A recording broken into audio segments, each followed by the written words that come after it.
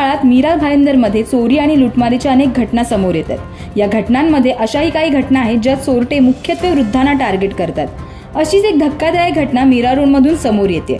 मीरा रोडच्या न्यायनगर भागात राहणाऱ्या 72 वर्षीय महिलेच्या घरात घुसून चोरट्याने महिलेला मारहाण करत सोन्याच्या बांगड्या चोरल्यात। फातिमा नामक 72 वर्षीय महिला मीरा रोडच्या न्यायनगर भागात राहत होती।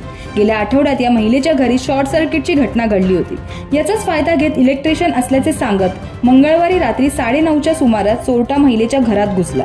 इमारतीच्या आजूबाजूला मोठ्या प्रमाणात वर्दळ असल्याने चोरट्याला तेथून पळून जाणे अवघड झाले।